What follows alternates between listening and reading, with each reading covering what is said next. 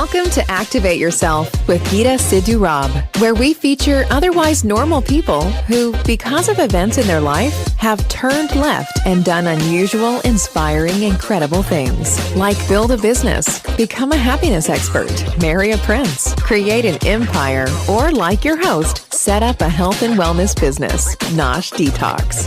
Here's your host, Geeta, Sidhu, Robb.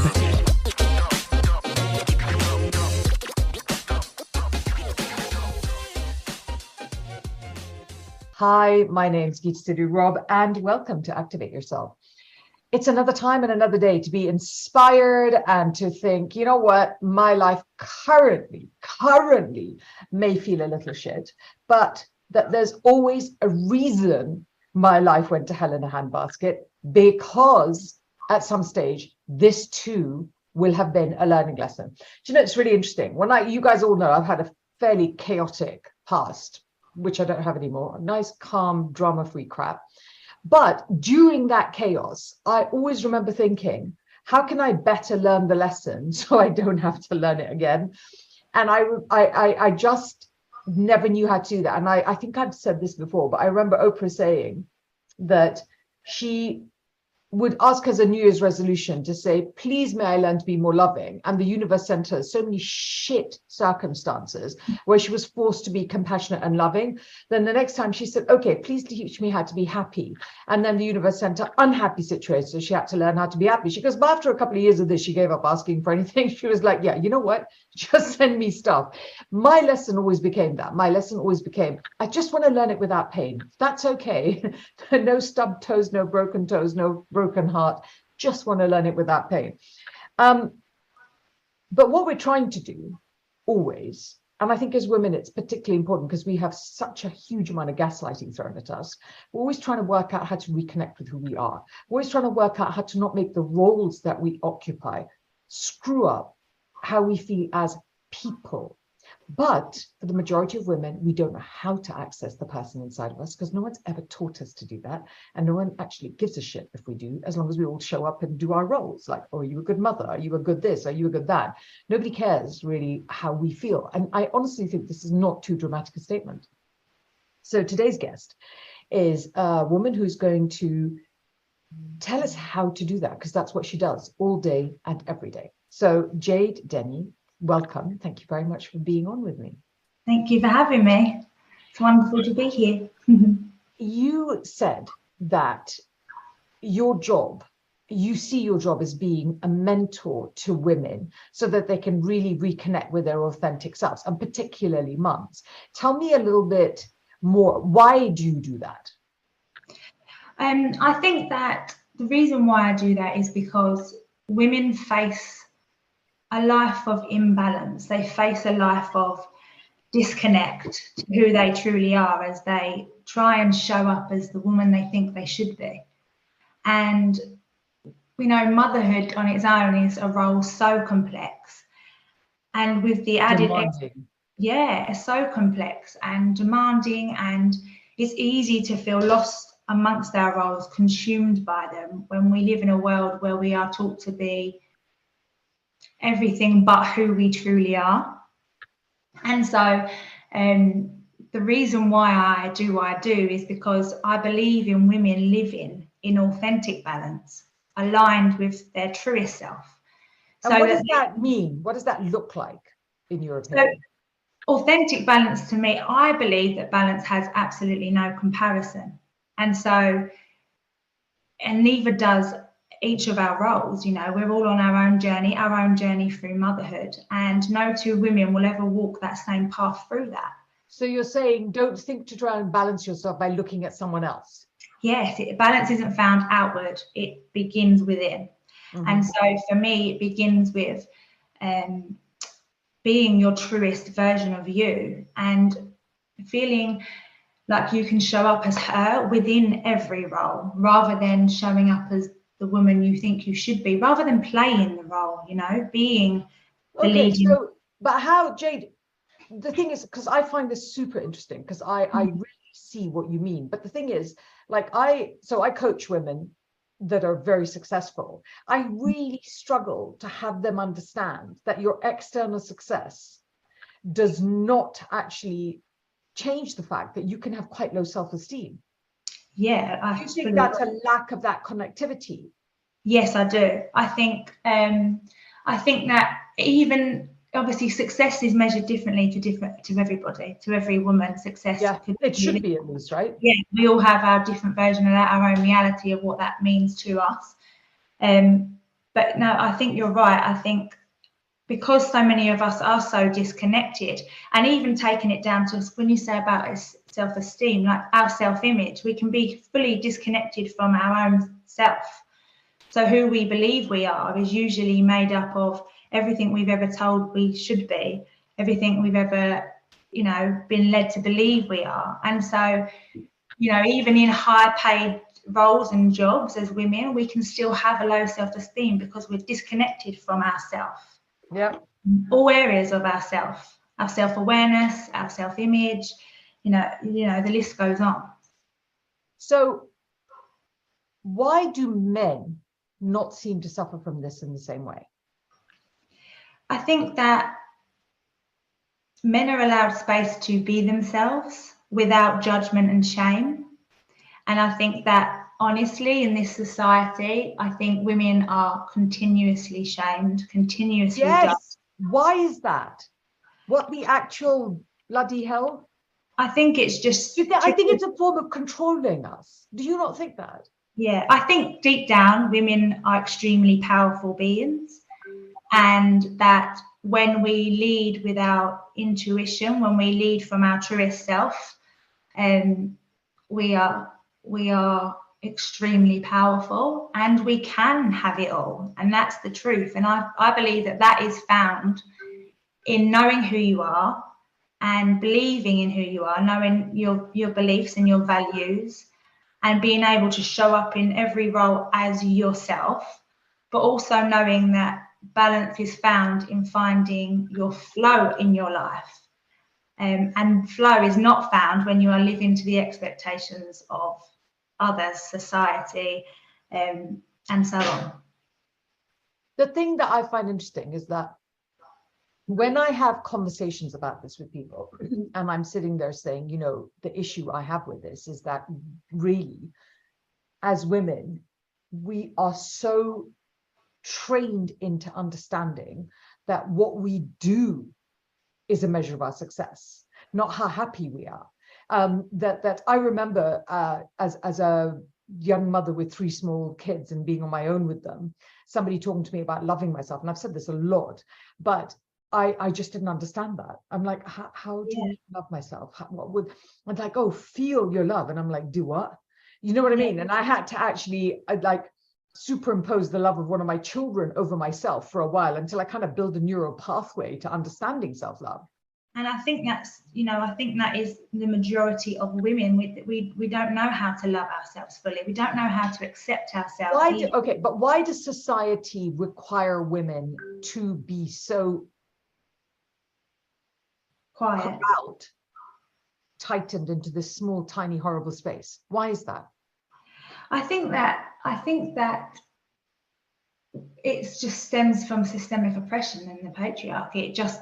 It's been happening for such a long time, that I think that women just don't know how to be themselves. Honestly. Okay, now I'm going to say something completely outrageous just before we go for a break. If I met you on the street, you are cute, you're blonde, you've got your 3.5 kids, and you live in Kent, and you're white, right? And I would never in a million friggin' years expect the word patriarchy to come out of your mouth. I have to tell you, I'm just, you're going to have to forgive me on this one. What the hell? Where did you end up in this? Do you see what I'm saying?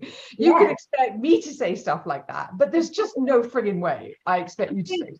No, I think from being a small child, I've always been extremely aware, not only of myself, but of my surroundings, of people, of, everybody's story, everybody's... Why? Is it because you're an empath? Or why was it? Was it because you had a hard childhood, or was it empath? My child wasn't. I definitely had experiences throughout my childhood. I was raised by a single mum. and she was left extremely vulnerable. So when my dad left, we got moved into social housing, and my upbringing was filled with love, absolutely filled with love, but financially lacking. So I watched her work really, really hard, and so did my dad, you know, but it was two different worlds financially, completely two different worlds. Yeah. And I think that is a part of it, being grounded, in not having very much, but having so much, as in love, attention, guidance from her. That you can see, because like they say, yeah, within 2 years of a divorce, yeah, women's standard of living, and I think 2 years is too long, drops by 70% on average. yes, exactly. I mean, that happened to us as well. Yeah, this is something that still happens now. And I suppose being able to be so closely in two completely separate environments, and you know, my brother and I grow up with certain opportunities, and my siblings grow up with different ones. And we're always very accepting of that, but that was the reality for us. And so he went on and had more kids. Yes. And they grew up in that comfortable environment. Yes, very much. Do you know, so. I just frigging do not. Okay, wait. We're going to talk about this. We're going to go for a break. We're going to come back because I need to have a little rant about this for a moment. No worries. Like that. Oops, calm down. Okay, we're going on a break. UK Health Radio, the station that makes you feel good.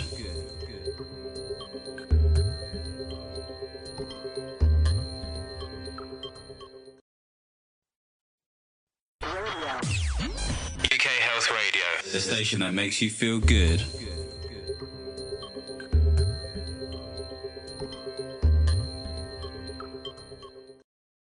Okay, we're back.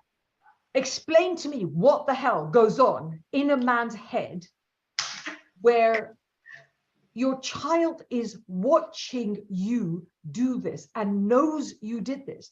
My children would go to their father's house, who cleaned us out and left us homeless, and he had to buy, check this out, he had to buy a box, a special box, because he had all these watches that cost 50 to 80,000, 100,000 pounds.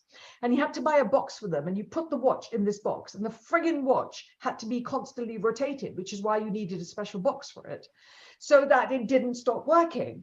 And we come back from that to, yeah, here's what we're eating today. And no, I don't know how to pay that. And we can only have one pair of shoes for the whole year. I'm looking at this man and I'm like, do you honestly think that the children don't clock this? Yeah, I think we were lucky in the fact that my dad showed up on the times that he was meant. So we went there every other weekend, and we'd go to his house with my siblings and my stepmom and be there every other weekend. And when we were there, we had attention and love. But I think when we weren't there, that was kind of out of sight, out of mind. And so you never resented that? No, and I think, do you know whether I'm very aware of where that came from. That came from my mum, because she never ever once highlighted the situation in a negative. It was always how I didn't, but my children could just see that we did differently. And I was very aware of that too. And here you are trying to empower women. So on some level, you clocked it. Yeah, 100%. I was aware of it completely. But I think I accepted it very, very quickly. And I think that's why I was able to build such good relationships with everybody within the blended family, because of the acceptance. Yeah, because of the acceptance, I was able to accept the situation, accept my dad, accept, you know, for as it was and who they were, which then enabled me to not hold on to resentment and be able to move forward in a way that enabled me to have good relationships, and honest ones. I've always been extremely honest. And these are things, key things that I think people lack in: communication, honesty, acceptance sometimes of a situation when it is out of your control, because it was fully out of my control. So for me to hold on to that resentment would have only affected my relationships in a negative way, and my own self in a negative way. So how did you realize that what you had to do was, because you must have worked on yourself before you start to work on anyone else, right? Yeah. How did you realize that you were out of flow? in order to think I must be in flow? So when I had my third child, he was born with a really rare disease. And my whole world got turned upside down. So before that, I'd set up a small business, hairdressing, and I was doing wedding hair. I had 2 other children. I fell pregnant with my first daughter when I was 25. So, and the other 2 were very close. So I was kind of going through the motions of that, and I was definitely overworking. You know, I was burning myself out. I was doing the children, and then they'd go to sleep, and then I'd be working. I'd be taking on work at the weekends, and I think I felt almost like I had a little bit of something to prove within myself, and that wanting that kind of constant independence. You know, I felt like that's why I was burning myself out a lot. And when Parker was born, with his disease, he was taken into hospital at 3 weeks old, and our whole world just stopped. Yeah, my son had that. It's just and then when he was diagnosed, I literally completely had to stop my whole business. I had to cancel any weddings that I had booked in. I had to completely stop because I wasn't sure where this road was going to take us now.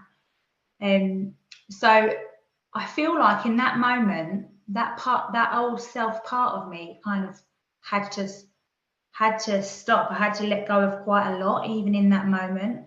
And then that journey with him from there was where I really began to really look within. I think because we spent so much time in hospital, I had no choice, and I was on my own a lot with a 4-month-old baby, and there was nowhere else to be but at home in myself. Yeah. And there's nothing like the sheer isolation of sitting on your own in a hospital with a child. I'm sure, yeah. And you know, that terrified just out of your mind. Completely. And with his particular disease, we wasn't sure on what the outcome until he was operated on. We weren't sure, and it's still a bit of you kind of go with it and figure it out. But I think really there was so much weight that came with that experience, and it highlighted to me how quickly the roles of a woman can just change over, you know, especially motherhood. You know, it can come in and it can really override everything else that's going on in your world. And if you aren't steady or balancing your mindset or aware of yourself, I think it can really, really impact us in such a negative way.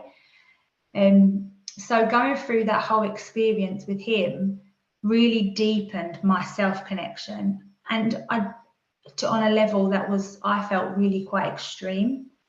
And I begin to really look at my entire life and see if it aligned with who I was becoming now, who I was evolving into through this experience. How did it affect your marriage? It affected our marriage in a way that we became bound by trauma. It always goes it always goes closer or broken, doesn't it? And we really learned to be gentle and compassionate with each other as well. Because it brought in so much guilt. You know, I was taken away from my 2 other children for a long period of time. And so learning how to release that and release the expectation of what motherhood should look like, because that wasn't my reality. And I think that's so important and such a key thing for women to know, is that your motherhood, your journey in life will never look the same as the next woman. And so we have to honour our own journeys and each other's, and have compassion for ourselves and each other. And I think that's what really helped my relationship with my husband, was finding that compassion through that trauma that we were both experiencing in our own way. Yeah, and it is like my sick child, who ended up spending about 230 days in hospital. It completely destroyed most of my relationship, you know, and you do go one way or the other. Yeah, I fully agree.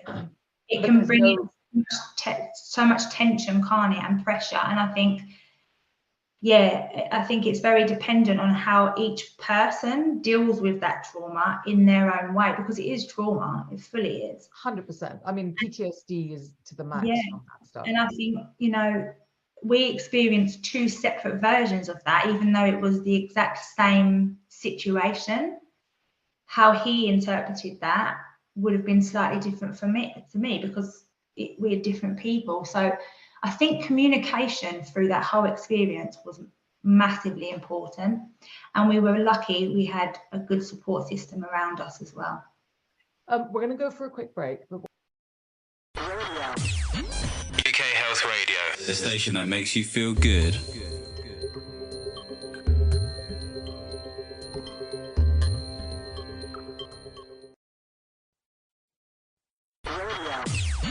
UK Health Radio, the station that makes you feel good.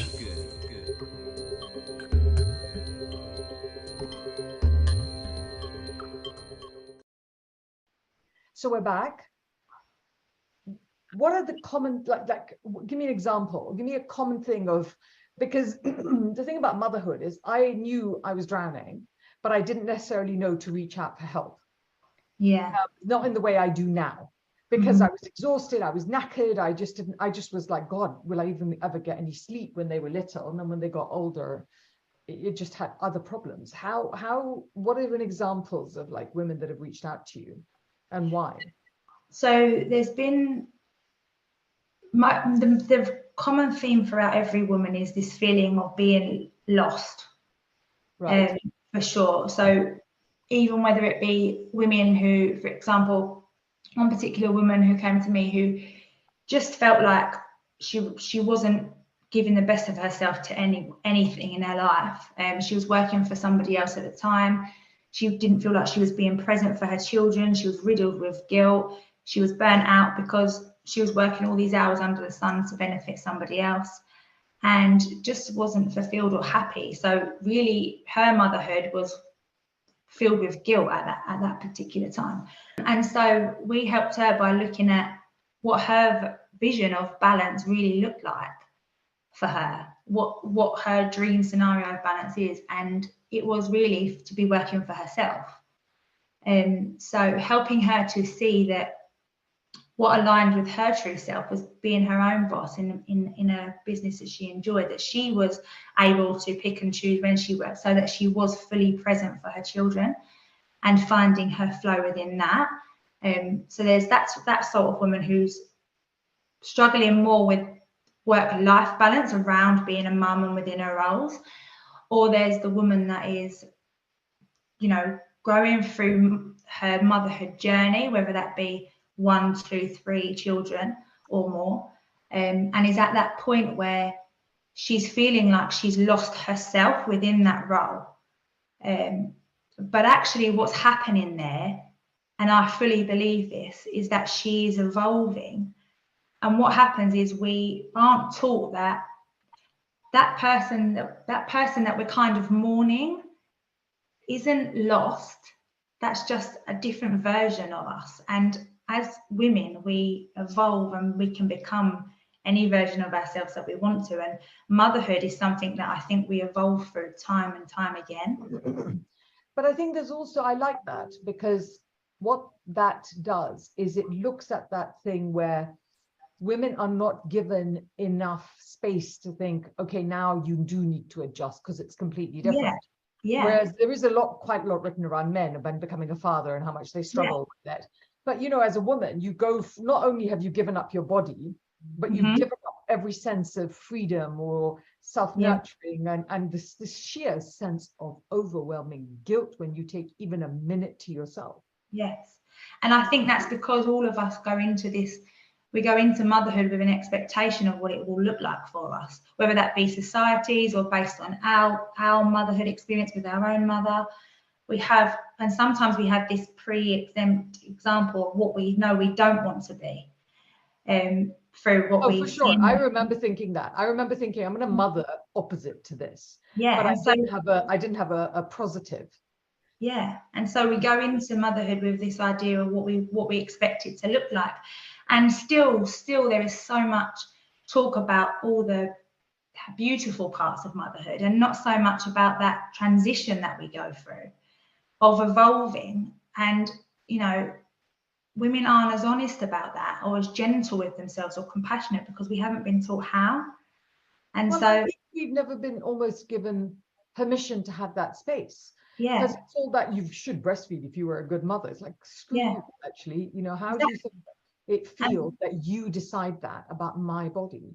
Exactly. And I think that's why I'm so passionate about women understanding that they're on their own journey. And so when they are aligned with who they truly are, so what they believe in, what they value, what they want out of their life, and within each role.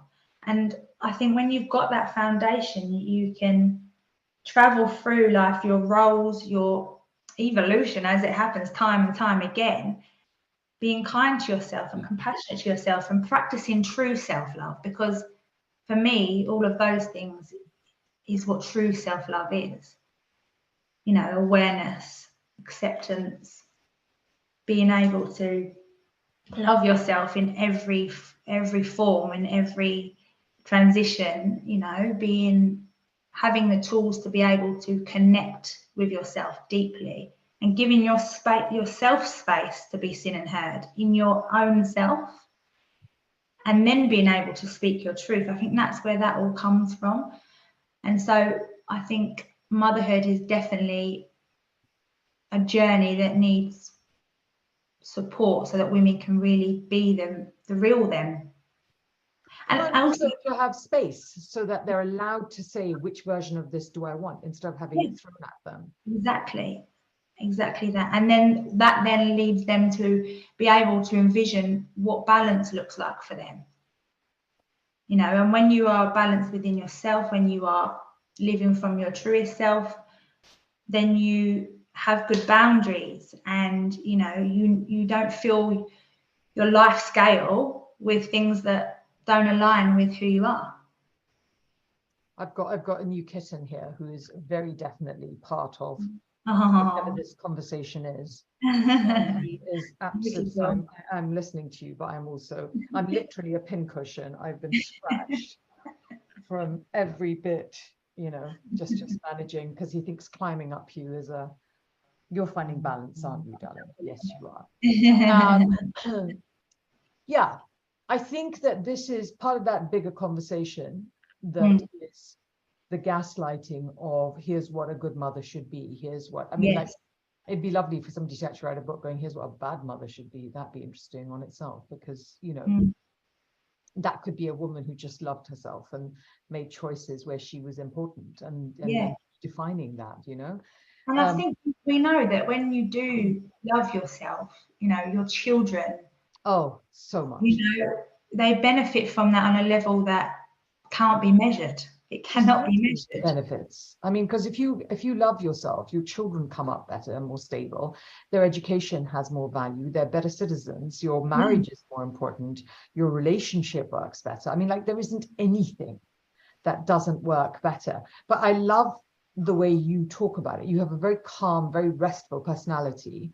And I also like, yes, darling, she does have a calm, restful personality. I also like how for you, it's a conversation around breathe.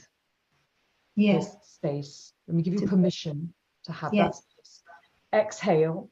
And now you've exhaled and now you're breathing. What does this look like when you constantly feel like you have space? But what choices? You know, we do this as in the business. I've run my business for 15 years, and I'm encouraged and pushed to create a vision of myself as a CEO and a vision of myself in the business.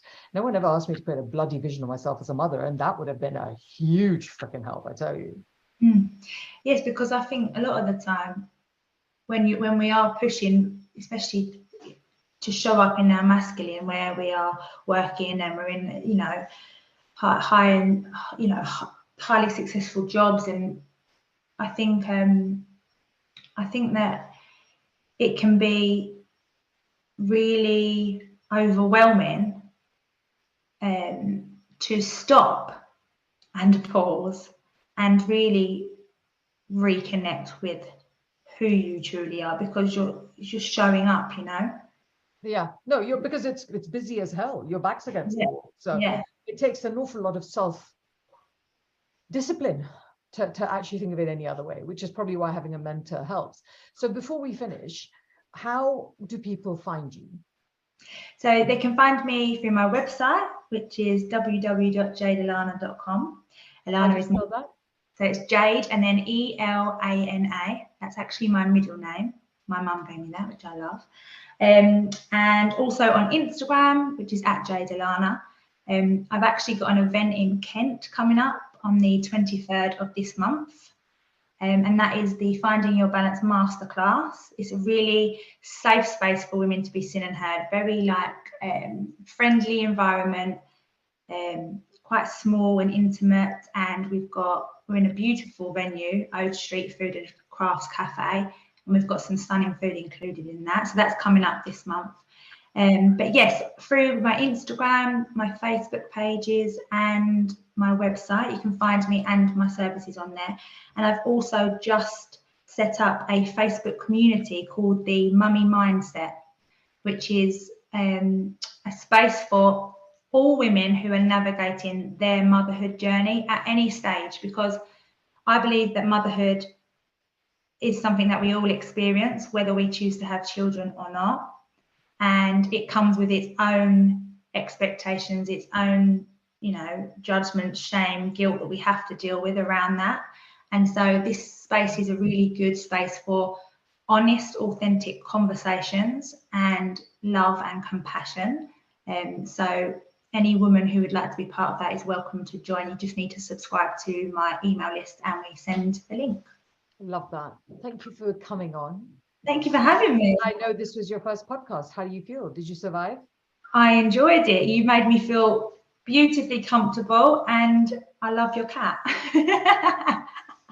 I want him to not claw me to death. I can't believe the amount of marks I have all over my body. I'm like a pincushion, but he'll get over that, hopefully. Lovely to meet you. I wish you the very best of luck and I'm looking forward to following what you do. Thank you so much. It was lovely to see you. You're so welcome. My name is Geeta Sidhu Robb, and this is Activate Yourself. I hope that you found something in this that helped you, not just as a mother, but as a child for your mother, as a husband for your wife, and as a woman for another mother. Because really, if we could reimagine ourselves as women having this experience, as opposed to mothers trying to find something for themselves, I think it would make everything a better experience, honestly. But it has been a real pleasure to hang out with you guys, and I will speak to you again soon. Thank you so much for joining us. Our goal was to give you pause, make you think about your life, and inspire you to say, wow, what if I tried to do that? If they can do it, so can I. Did it work? Let us know by finding us on social media at Geeta Sidhu Robb or at Nosh Detox. We upload new shows every 2 weeks here, and if you start to miss us, check